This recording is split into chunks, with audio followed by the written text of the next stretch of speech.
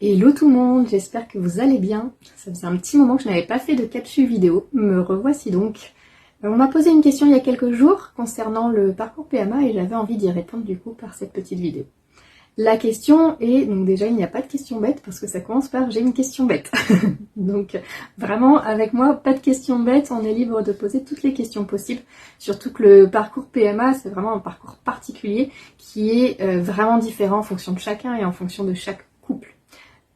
Donc la question est, est-ce que les hommes qui accompagnent leurs femmes en parcours PMA, c'est pour les soutenir ou vérifier de leur côté, ou c'est parce qu'ils ont déjà cette problématique? Mais est-ce que les deux peuvent être dans ces suivis médicalisés?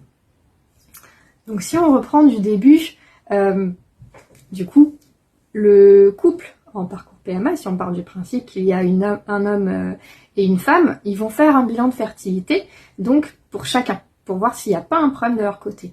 Donc aussi bien la femme que l'homme. Il va avoir du coup un bilan à faire avec plusieurs examens pour vérifier que tout va bien, notamment au niveau du coup des spermatozoïdes. Il peut donc y avoir des soucis du côté des hommes et ce qui va nécessiter un suivi particulier et un traitement personnalisé. Il peut y avoir du coup des émotions particulières, des sentiments tels que du remords, de la culpabilité si jamais il y a un problème de leur côté. Tout comme la femme peut l'avoir également.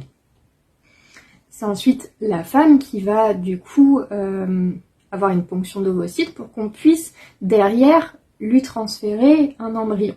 Donc il va y avoir une stimulation avec des piqûres. Mais la femme, elle n'est jamais seule.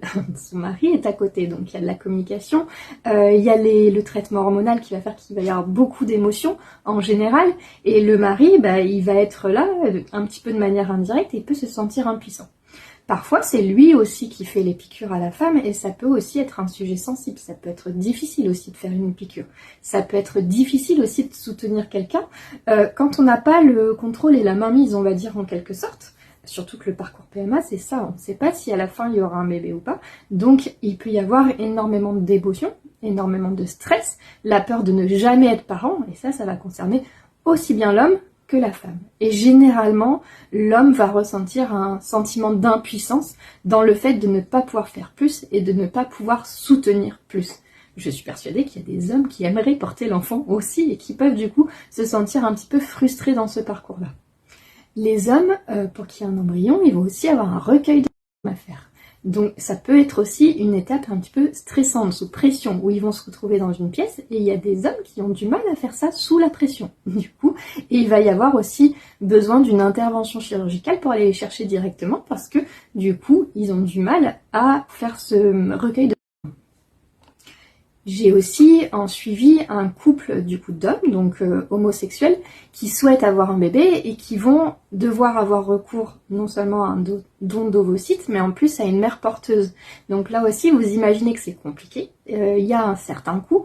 Il y a aussi plein de couples qui vont en Espagne, par exemple, ou en Belgique pour faire un parcours PMA, et ça coûte une certaine somme d'argent. Donc il y a aussi ce côté financier qui est là et qui peut être particulièrement stressant, à la fois pour la femme et à la fois pour l'homme. Et je vous passe du coup toutes les émotions, la peur de ne jamais être papa, la peur de ne jamais être maman, la peur du coup que ça ne fonctionne pas du premier coup, la peur des piqûres, il peut y avoir énormément de choses. Donc pour l'homme, non seulement il peut voir sa femme dans cet état-là, mais lui aussi il peut vivre beaucoup d'émotions et c'est vrai qu'on n'en parle pas souvent. Donc je félicite vraiment le compte Destination Papa Fiv, qui est dirigé par un homme et qui va pouvoir être là en soutien pour tous les hommes qui se posent des questions, qui ont envie de partager, d'échanger, mais aussi pour les femmes qui du coup parfois se rendent pas compte aussi de ce que peut subir son compagnon à côté, enfin subir entre guillemets, mais ça peut être aussi difficile pour lui, déstabilisant. Il peut aussi y avoir beaucoup de tristesse aussi quand il y a un échec de transfert, et beaucoup d'émotions. Donc voilà pour la réponse. Si jamais vous avez des choses à préciser, des questions, etc., n'hésitez pas en commentaire. À bientôt!